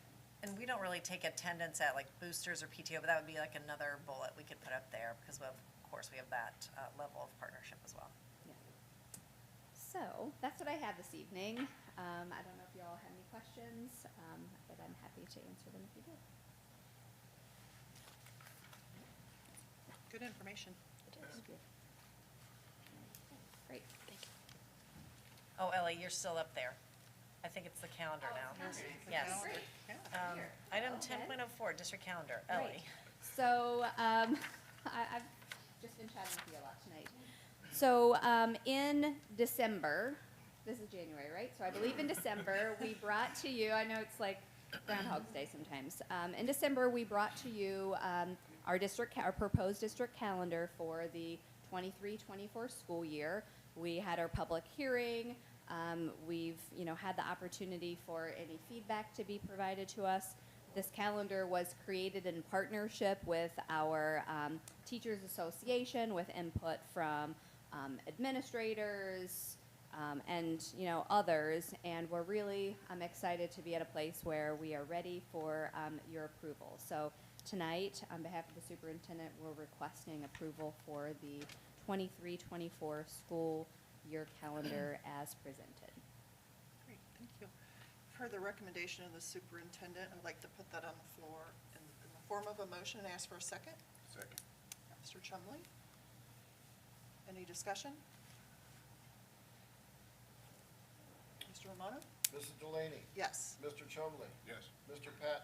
Yes. Mr. Rudy? Yes. Mrs. Brinkman? Yes. 5 yes. In my comments tonight, I just want to share that, obviously, Mrs. Preston has put a lot of time into this information. But what might not meet the eye is how significant it is, what she did tonight. Standing up in front of us, giving us an entire view of the entire district from every single lens that we measure our success. And never before this moment did we have all the tools that we need in place and all the structures working so that this could happen in such an efficient and effective way. And so that is the huge efforts from the onward and upward investments to be able to bring new tools to our life. It's the people on her team that are working behind the scenes to bring the numbers and the data to life so that it's understandable and consumable. It's the work of the leadership team, getting the quality improvement training, learning to break down this data, make it digestible and actionable for our staff. And to me, it's an incredible moment. And what you didn't get to see was a couple Fridays ago, our entire principal team stood up and building by building did exactly what Ellie did. And so here we are, every person, whether it's, an elementary, middle school, high school, was able to talk about the data in the same way that Ellie just talked about the data. They were able to talk about their attendance, their behavior, their academic achievement. They were able to share root causes, things that were working in their district, or their buildings, things that weren't. And they did it for the first time this fall in September, and then we just shared our second semester data. So the ability for the principals to stand up and have the command of the information, to really understand it and be able to speak to it with authority, and when they were concerned or confused or just needing some help, the team helping each other out, learning from each other from September to now, and digging into those conversations when they hear, oh, a good idea from this school, they might meet and talk about how they might incorporate it in theirs. And so it's pretty significant that we're all talking the same information. We're all talking out of the same songbook when it comes to what does success look like in this district, and where are we? So that we're not just activity-based, because we all, like Ellie said, we work so hard. We want to make sure that the efforts that we put forth are bringing impact, that are making a difference. And clearly, you can see some areas where there's some major impact, and there's clearly some areas where we've got some major work to do. Two of those that I'll point out, you saw in the last two slides, the staff perception data. It's a score from -100 to +100, where 0 is good, but our score is negative. And it speaks to the dissatisfaction of our staff right now. Sometimes it's about their schedule, sometimes it's about the curriculum, sometimes it's about being overwhelmed with the students. It's like no matter what we put into the system right now, resource-wise, whether it's help with behavior, new tools and resources, every support we give also comes with some heaviness because it's something new to learn. It's something more it's a new person to learn to navigate. It's a new system. And so even with all the good, there's some heavy that come with really adopting change and understanding the big picture and how it impacts everyone every day. And so what I've been doing as I've been going around with my superintendent articulation meetings is really trying to draw up from the staff, okay, so you're frustrated with X or you're frustrated with Y. Let's turn that dissatisfaction into like what are some action steps we can do to really change the system. Because the reality is the way our schools are set up, we were designed for a different purpose. And we keep talking about the purpose changing. You heard tonight Megan changing at the high school, along with the high school team, courses that were available to better prepare kids for today's realities, not just what we've always done. You heard Greg listening to his staff saying, okay, we surveyed, we found out that most of the people don't think that the schedule works for our kids. Instead of just saying, yeah, it's not working, stinks, and we don't really like it, and then just kind of folding our laptop and going to the next meeting, they've put in time to try to recreate, reinvent. And I can give an example from, every grade level, every school, that, a story like that we saw on display tonight. And so, I just really want to commend our team, because they've been incredible in growing and learning and stretching themselves. They do have a better command of the information, but sometimes when we look at the information, we aren't so happy about what we're seeing. And we're at a place where we're not gonna settle, we're gonna keep rolling up our sleeves and keep going. And part of the intention of the town halls, as we begin second series in February, is that we get more people around the table looking at this data. I think some numbers that our community members or our parents would see, they would not be satisfied with. And some of the numbers they'd be really proud of. And I'm not here to take us down and say, well, we're not doing well. We're doing extremely well making progress, but it's taking a lot to get to here. And we want to make sure that we are preserving all those important inputs that we've added into our system, and that we're continuing to progress, not to stall out, not to go into neutral, not to go in reverse, but to keep moving. And we need our parents and our community members coming together to understand, what does it really take to ensure that every student gets that journey to the portrait of a graduate that really provides them all the skills they need, all the experiences they need, because we are not preparing kids for what we were prepared for. It's nowhere near it. And so we can't just kind of settle in and do what we've always done. And, when you talk about change, it's always good. If I'm talking about change, maybe I want change for you, maybe you want change for me, but doing it ourselves is always hard. But the reality is, if we're going to get better, we have to change. And that's not just me saying you have to and you saying we have to, it's all of us. And I think these town halls this spring will be a great opportunity to continue to talk about, what does that mean? What does that look like? Because the metrics that we're sharing with you today, we aren't settling here. This is not good enough. We need readers. We need thinkers. We need producers. And our data is telling us we are making huge progress in that area. We've got to keep going. So that's what I want to share tonight, is just how proud I am of the team and the teachers that work with them, the teachers that come forward and tell me hard things. Sometimes it's hard to tell your boss they're dissatisfied with something, or they're uncomfortable, or they wish something was a certain way. It takes some bravery and some courage. And I'm proud of our staff for saying hard things to me, listening to me say hard things to them, and our team continually coming together to make sure that we're setting up West Clermont to be the very best it can be for our kids. So this was very symbolic to me tonight, Ellie, what you poured into that message, and what the administrators did a couple weeks ago. So I'm very proud, so thank you. Any questions for me before we go on to Dan's comments and updates? Okay. Item 12 point, let's see, or 11.02, sorry, 11.01, the contracts. As you know, the contracts are typically in the consent agenda, and oftentimes there is a contract where it is appropriate for a member to abstain because of a proposed or a perceived conflict or so. So the contract that is under this section is the Clermont County Sheriff's Department contract for the school district. It's from 2023 through 2026. That has been put forth in front of the board, and it is recommended that that contract be approved and authorized for the school district. Heard the recommendation of the treasurer. Is there a motion? So moved. Mr. Rudy, and a second? Second. Mr. Chumley, any discussion? Mr. Romano? Mr. Rudy? Yes. Mr. Chumley? Yes. Mr. Patton? Abstain. Due to the conflict, I will be abstaining from voting to this. Okay. Thank you. Mrs. Delaney? Yes. Mrs. Brinkman? Yes. 4 yes, 1 abstention. Okay. And then under the treasurer's comments, just want to make a comment about the financial report. I do appreciate Ms. Preston noting on there about the 5-year forecast, and that is some measures that we would do. You'll note that one of the reports that is in the financial statements is the Ohio Annual Spending Plan Report. And they're kind of a new set of reports that we did for this fiscal year, but in that spending plan report, we really look at a month to date where our revenues are compared to what we expect, we look at a year-to-date compared to a year-to-date, i.e., for example, through December 31st, from July through December 31st of what we expect. And then we compare that to the expectations for the whole year.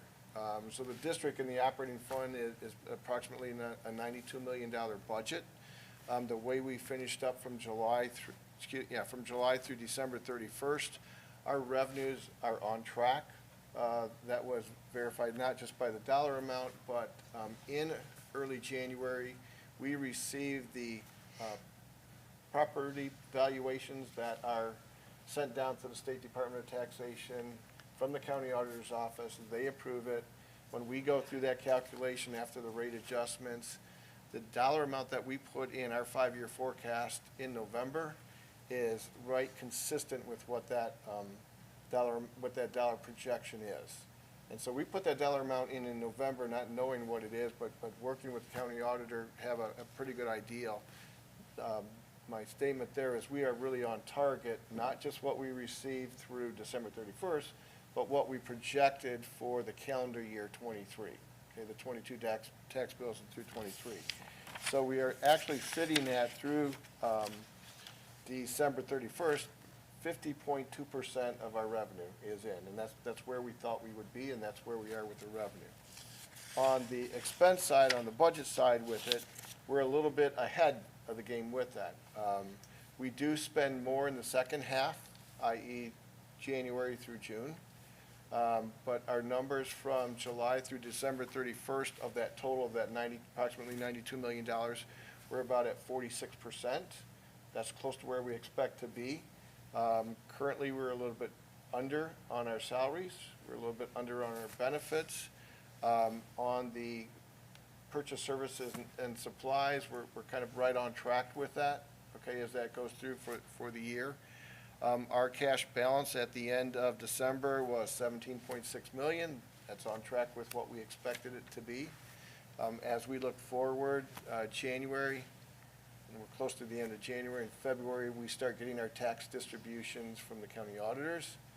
I know in the past you've seen that is our low point. So having $17.5 million in the bank is sufficient for us to operate on until we get those receipts in. So message there, high-level message is we are on track with that. Do appreciate the fact that the staff has been developing different reports that we can get to help with different metrics and different things to make sure that we are on track with that, to do that. As far as additional comments goes, like everyone, I appreciate the fact that it is Board Appreciation Month. I could go down the line of all 5 board members and say something special to each one of you, and I'll do that in another venue as we go forward. But I really appreciate the fact that you model the behavior that you want us to model. I mean, that signifies the leadership. I could go down, I wrote down a list of things to do, but I won't do that. But after being in this business for now my 43rd year, I've went through a lot of boards of education, both as an employee and both as a consultant. And I think the biggest thing that this board brings is they genuinely care about kids. You genuinely care about the staff that you have here. You genuinely care about the community. And in thinking it, and just over the last couple years that I've been here, there's probably an element that maybe some other boards don't have that I think you have. You care about each other. And that's really important, and I think some boards miss that. But I can tell you from my chair and where I sit and others, I really appreciate that. Because that's a reflection that helps us, I say as modeling, that we know we have to care about each other too. I'm in our line of business, so give you my appreciation and thanks for your service. Okay, next item is board business. Item 12.01, appoint the treasurer to serve as our tax incentive review council representative. Is there any information that you would need to provide for that, Mr. Romano? So this is a newer request. I don't know if it's been done in the past, but the county did ask that the board authorize a person and send them verification that they do have a representative to that board. In the past, the treasurer has served on that tax incentive review committee. Right now, they meet once a year, and that is in December. They are moving that back to, I believe it's July or August, because there are some requirements that they should have done by September of a year. So that is being removed back. So they did request that the board do appoint a person and that we certify and send that to them of that appointment. Do we have to vote on that, or? I'm sorry? Do we have to vote on that? Or? Yes. Okay. You do. So I'd like to make the recommendation to authorize Mr. Romano to serve as our Clermont County Tax Incentive Review Council representative. Put that on the floor in the form of a motion. Can I have a second? Second. Mr. Rudy? Any discussion? Mrs. Delaney? Yes. Mr. Rudy? Yes. Mrs. Brinkman? Yes. Mr. Chumley? Yes. Mr. Patton? Yes. 5 yes. Thank you. Okay, board comment. We'll start with Mr. Patton. One of the things I've learned sitting on this position is that when I'm giving praise to people, I always feel like I'm forgetting somebody, or I don't say, I just don't get everybody. So again, I do appreciate everyone in the district for what they're doing. I do appreciate the presentation tonight. A lot of work went into that, all of the presentations, but yours especially, Ellie, there was a lot of work that went into that. When we talk about our schools, we have a lot of good talent in our schools. And again, I can highlight all of the sports, the winter sports. They all have great talent. We do have a couple senior nights that are coming up. One of them is, I believe, the 30th, and that will be our girls' senior night. I do encourage people to show up and support our girls on that night. Again, support all of our athletes, but our girls are they're doing pretty well this year, and so I definitely want to highlight that. And again, there are tons of senior nights that are coming up, including the academic team, the dive team, the wrestling team. So there's a whole bunch of activities that are coming up. So again, I do appreciate everyone. What is it? Wrestling team? That's the Brown County. I just like that terminology. I was trying to do that quickly so that no one Got it. So again, I just appreciate everyone. I do appreciate who I work with as well. And again, I guess I should comment on ourselves. We do work well together. So. As evidenced in him saying, did he just say wrestling? Quick, so no one would catch it. Or I say it. That's awesome. That's how they say it in my neck of the woods, too. I'll be paying attention to what you say. Go ahead. I just want to thank everybody for their hard work, and Mrs. Preston, you made my day, and I really appreciate how easy you make it to understand, because numbers are not my friend. Yeah. And I followed you along completely. And kudos to the Algebra 1 team. That is wonderful. I will be bringing that up to the Bethel Math Department tomorrow. Ask them how much they went up. You what? Can't have them. Is that it? That's it. Okay. I've had the pleasure over the last 4 to 6 weeks or so to interact with a lot of people outside of the West Clermont community, teachers, administrators, principals, you name it. And every conversation, I leave the conversation with the same opinion, that we have the best of the best with us. It doesn't matter at what level you're talking to people. You realize that our teachers are doing great things. Our administrators are doing great things. Our teaching and learning department is just excelling compared to, not only our neighboring districts, but over in northern Kentucky as well. And I just wanted to make mention of that I'm very proud of where we're at and the good work we're doing. And when I share what we're doing, people just stand there and be like, oh, that's the way it's supposed to be done. And of course, and I'm so proud that West Clermont is represented with that. So you guys, throughout the district, from top to bottom, bottom to top, however you want to look at it, everybody's doing the right things. And it makes me very proud to say that. So thank you to everyone. Mr. Chumley? Yep. I'm sitting here because of my own children. And what is this, year 4 now? I'm more confident today than I was when I came in. So I'm proud of everything we're doing. I love our team. We have the best. Speaking of the best teams. Hooday. Well, I was going to say our girls' basketball team. But Oh, that's true. I'm excited for a Super Bowl in 2.5 weeks. Hooday. Thank you for everybody for all the appreciation. My family was like, "You're going to the board meeting tonight? You have a broken leg." I'm like, "Yeah." I'm like, I want to be here. This is like one of my favorite things in the whole world. So I'm just going to apologize now to Mrs. Adams and Mr. Romano because I am off work for the next 5 weeks. So I have tons of time to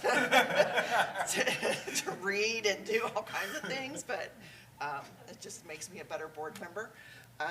The key indicators presentation, I was just sitting there thinking, the company that I work for, we do the same thing, and we're in healthcare. And, you take that data and you just sit and you sift through it and you figure out what's working, what's not what's working, and you either make what's working work better, you take the things that aren't working and figure out why they're not working, and they did that in my company this year, and that was like something that I had never seen in my tenure there. So this is, this data work is not just an education thing. This is everywhere, and, data is important. 25, 30 years ago, we didn't have this data, and we have it now, and it's useful. So let's just keep dumbing it down for us. That's great. And I love that buddy bench. I mean, that is amazing. I think that is it's just a nonchalant way to offer a student who is not confident in their skin yet, just to sit down and say, I need a friend. And that's amazing. And I think we need that for an adult too sometimes. So. I need some of those dojo points. I know. I want donuts with the principal. So, all right. Is there any other board business? Are we gonna go? Are you good? Are you guys good? Can we go back into executive session for 10 or 15 minutes. Okay. Well, we do have reason to go back into executive session. Hold on, I lost my piece of paper. I'd like to make a motion to move into executive session for the purpose of considering the appointment, employment, dismissal, discipline, promotion, demotion, or compensation of a public employee, and to conduct negotiations or bargaining sessions with public employees concerning their compensation and other terms and conditions of their employment. Can I have a second? Second. Any discussion? We will not be returning after, we'll dismiss from executive session. Mr. Romano? Mr. Delaney? Yes. Mr. Chumley? Yes. Mr. Patton? Yes. Mr. Rudy? Yes. Mr. Brinkman? Yes. 5 yes. All right, thank you for attending tonight's meeting, and our next meeting is February 13th. February 13th. Have a good night. Safe travels home.